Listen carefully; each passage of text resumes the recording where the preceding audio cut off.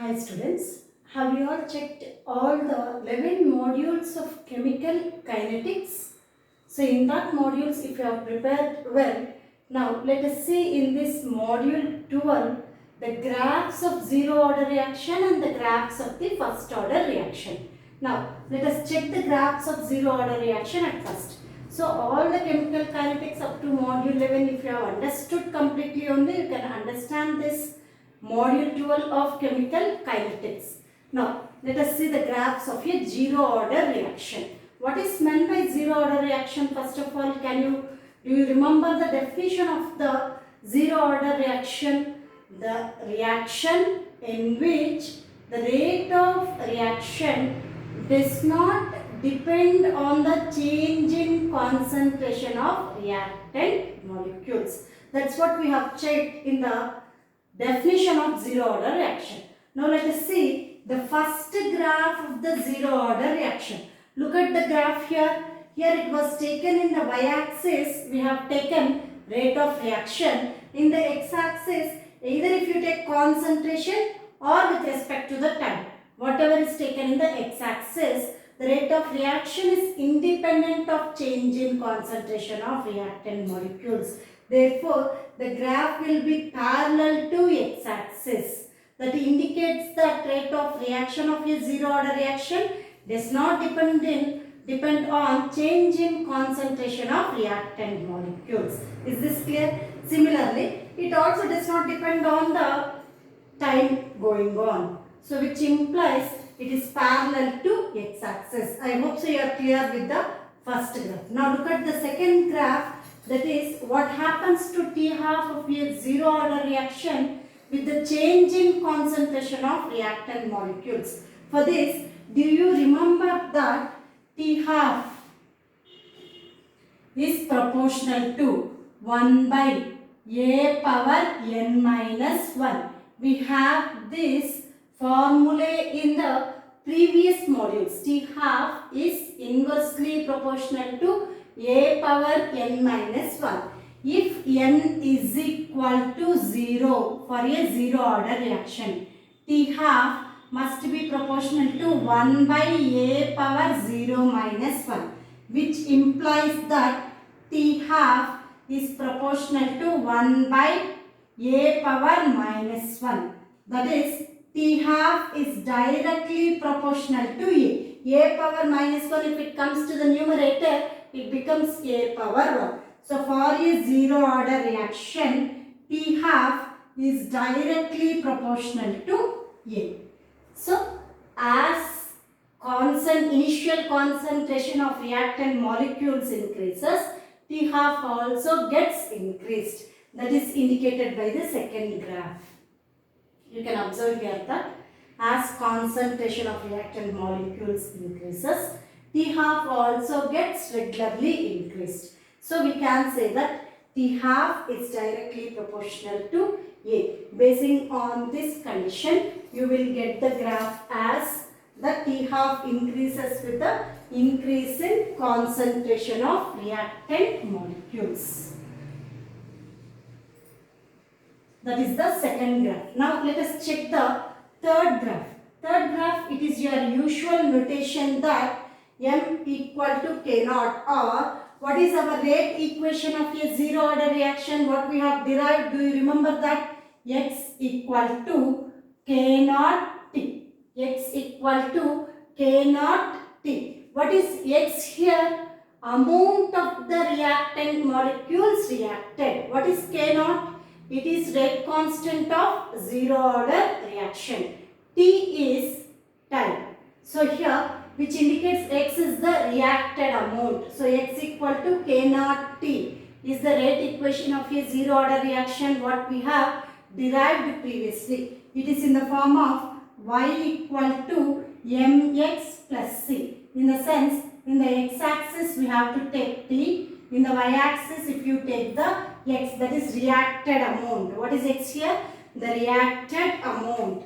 So in the y-axis we took X. In the x-axis we have taken T. In that case, what is y-intercept here? C must be equal to 0. So slope must be equal to k naught. So here slope has to be equal to k naught. That's what we have mentioned in third graph. So what is to be taken in y-axis? X. What is to be taken in x-axis? Time. And you can observe that y-intercept in that graph should be 0. It is a straight line graph and the slope must be equal to k naught.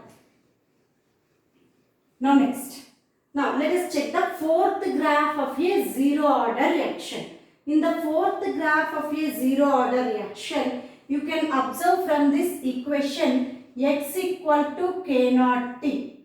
X equal to k naught t. What is x here? Reacted amount. X is reacted amount. So here x could be taken as initial concentration A naught minus concentration at an instant t equal to k naught t.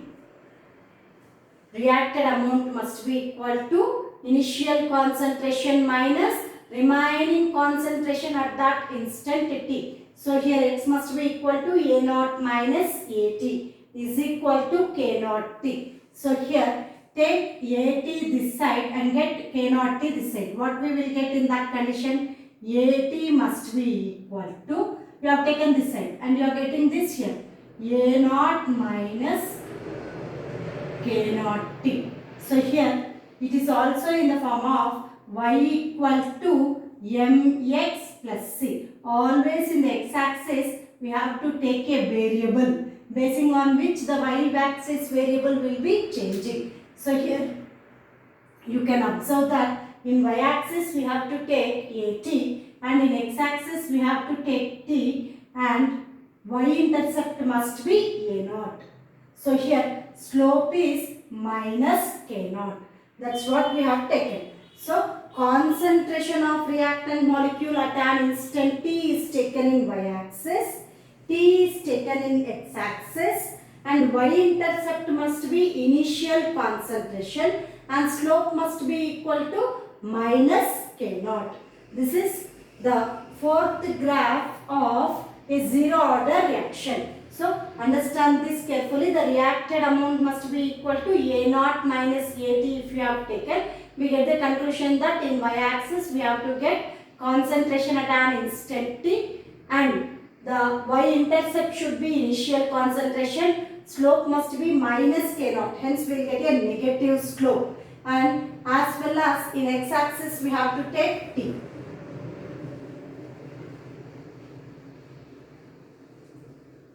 So these were the graphs of zero order reaction. So in that what happens to the graph between rate versus concentration? It is parallel to x-axis. Rate versus time, it is also parallel to x-axis. What happens to the graph between t half versus concentration? So it is a straight graph which passes through origin. You can observe here that t half is directly proportional to the initial concentration of reactant molecules. If initial concentration of reactant molecules is double, t half also gets doubled for a zero order reaction. That is, t half is directly proportional to A for a zero order reaction. Let us check the third graph. That is, it is based on rate equation of a zero order reaction. What is rate equation of a zero order reaction? X equal to k naught t. So in that x equal to k naught t, if we express as said before in the form of y equal to mx plus c, in the y-axis we have to take reacted amount, in the x-axis we have to take time, and here y-intercept will be 0, slope would be rate constant of zero order reaction. So basing on this graph, if they have mentioned in the exams that there is a graph straight line passing through origin where the slope must be equal to a rate constant of a reaction. What is the order of reaction means you can identify it as zero order reaction. Now here basing on x equal to k naught t, you will get that x as A naught minus AT. If you rearrange it as we have said before, you can see that in y-axis we have to take AT, in x-axis we have to take t, and y-intercept must be A naught and slope must be negative slope m equal to minus k naught. So here this is the graphs of zero order reaction. Now let us see the graphs of first order reaction. Now, for a first order reaction, R must be equal to K into concentration of A to the power of 1 at that instant. That is, as it is a first order reaction, rate of reaction must be equal to rate constant of first order reaction can be taken as K1, concentration of A to the power of 1 because it is a first order reaction. So, if you take rate versus concentration, you will get a straight line graph which indicates that as concentration of reactant increases, rate also gets increased gradually. That is the first graph. Now, if you take a second graph, this is as usual your equation of a first order reaction. Can you say the equation of a first order reaction? You should have remembered that it should be log of A minus X must be equal to minus K1T plus log A. If you take it as y equal to mx plus c. Y equal to mx plus c. In x-axis t is taken. In y-axis log of A minus x. A minus x means remaining concentration. So instead of A minus x, you can write it as AT also. This also indicates that concentration at an instant t. Right. Now here minus K1T plus log A. What is y-intercept here? Log A. You can write it as log A or log A naught. This could be written as either log A or log A naught, which implies that A is initial concentration. Here what is the slope? Slope must be equal to, in this equation, slope must be, if we take log base E A minus x. If we take log base E A minus x, we will get minus K1T log base E A. Otherwise, we will get here minus K1 by 2.303 if it is log base 10. Now, if we consider here it as a log base 10, we will get that slope equal to minus K1 by 2.303. If it is taken as a log base E A minus x, what we will get?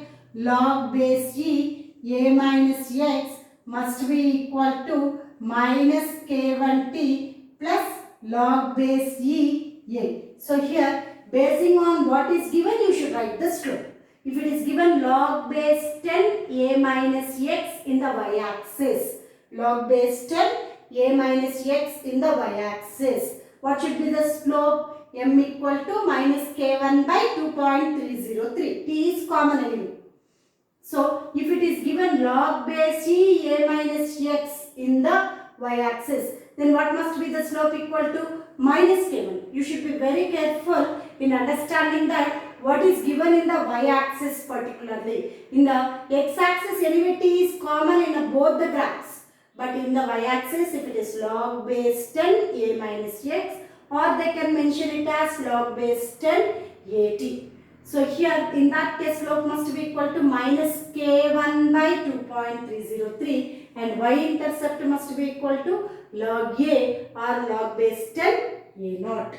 They will mention it as A small a or A naught, whatever is the condition. Remember that is initial concentration.